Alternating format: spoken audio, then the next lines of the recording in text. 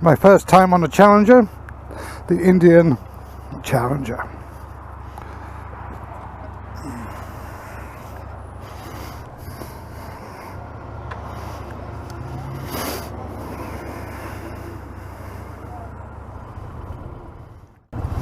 So this is going to be interesting. A Challenger for the first time. So we're following him. He's the lead.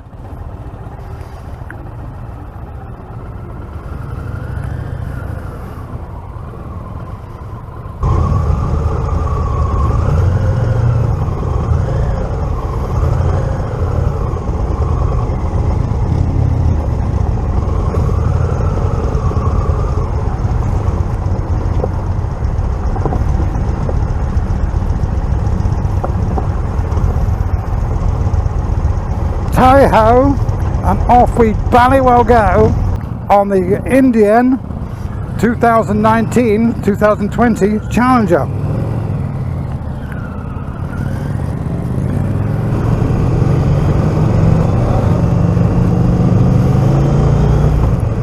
Hi-ho!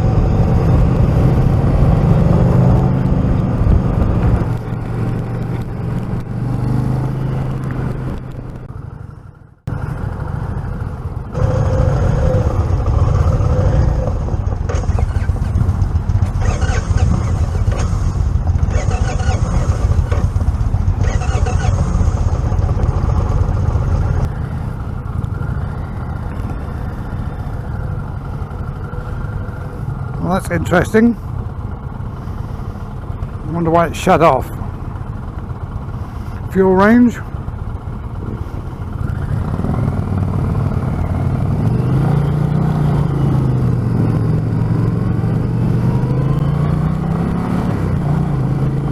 Well, it's not as powerful as my BMW, but it is much more powerful than the Chieftain I had up until last week. So it's an interesting ride, interesting experience.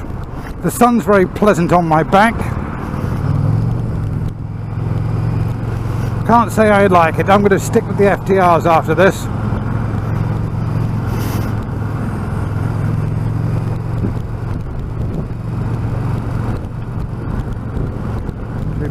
RPM. Very, very different experience to the Chieftain.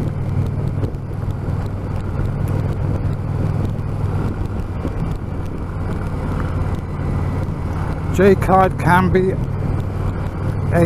pain in the arse, and it is being a pain in the arse. It's Friday, not Sunday.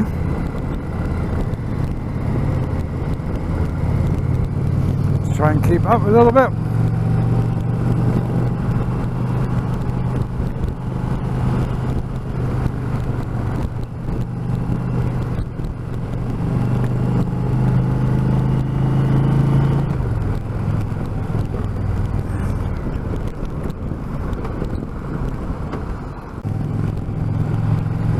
I have to say, engine wise,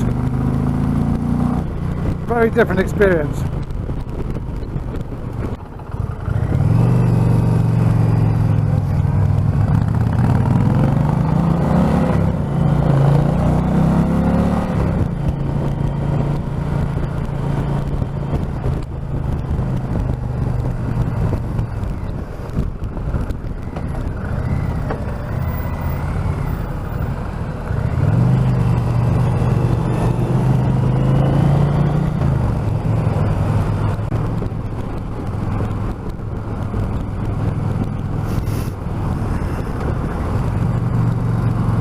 Gear I'm in.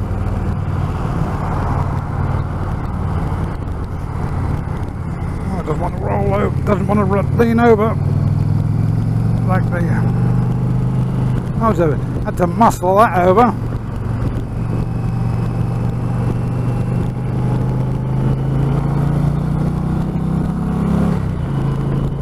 Definitely wants to pick up.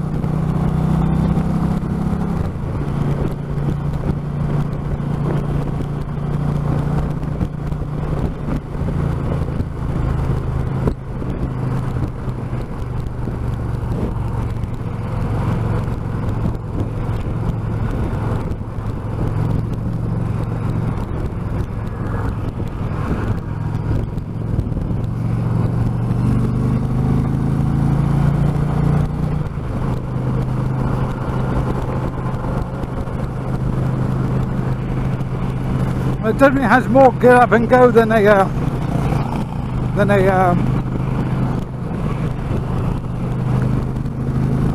definitely has more get up and go than a Chieftain.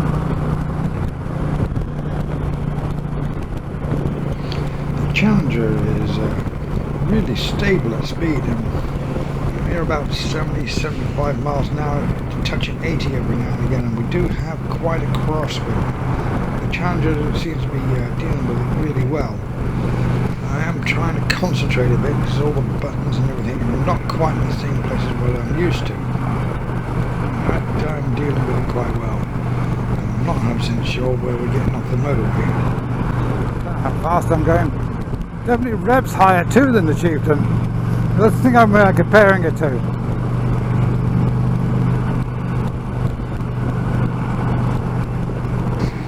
J. Clyde South is what I'm looking for. I need to get over. There's a lot of traffic this morning. We're about 10:30, quarter to 11, something like that, on Friday. So it's a bit difficult. Hi, Morris. Go all the way over.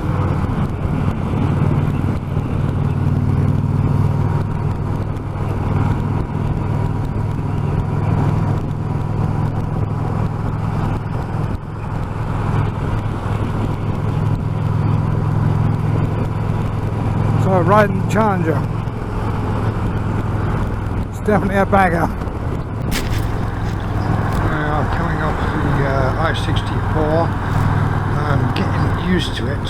The frame mounted bearing makes the front end feel lighter, but the fork mounted bearing on the other bikes makes it easier to turn in because it uses like an aerofoil, I suppose. As you turn, it helps. But the frame one it doesn't. The frame mounted one it doesn't. Here we are. Let's see if we can filter into traffic here without hitting anything. Do not like the traffic here in Newport News. We're heading back to the dealership. I've got the bikes in front of me. To my right, I'm going to stay in this middle lane because there's always something coming out from the right. Passing this Chieftain on my right. Let's have a look, see. It's Chieftain, I think. Yeah, there, definitely a Chieftain. Chieftain Dark Horse, 116 cubic inch. I'll give that a ride in a little bit. See how that feels compared to this. Directly to my front is the other Challenger in the red. It has a stage 2 exhaust fitted.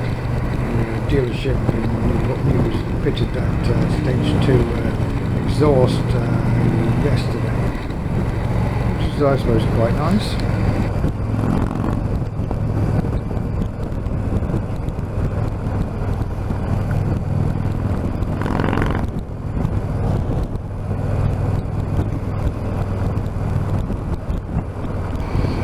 Filtered over here to the right because we're about to turn right. We're not very far from the dealership now. As soon as we pass Casey, we can filter there. So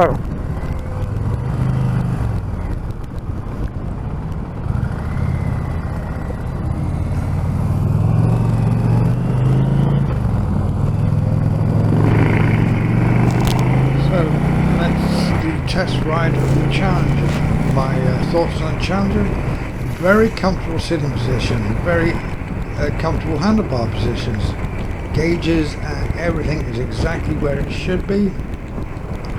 Much more powerful than a Chieftain, even the 116 with all the stage 3 stuff on it. Much more rideable, much better bike. If I had a choice to make, I would definitely buy the Challenger if I was going to buy another Indian. But being I just sold my Chieftain last week and now ride a BMW, I don't think there's going to be any challenges or Indians bought any time in the near future for me. But is it a good motorcycle? Yes, it is. A very good motorcycle. Is it going to give Harley Davidson a run for its money? Probably not. People who buy Harleys buy Harleys. People who buy Indians buy Indians.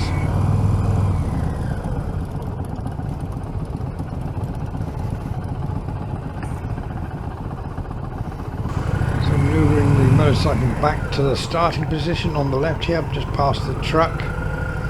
I'm pleased that I've ridden the Challenger. Anybody who wants a Challenger, it's worth the money and then some.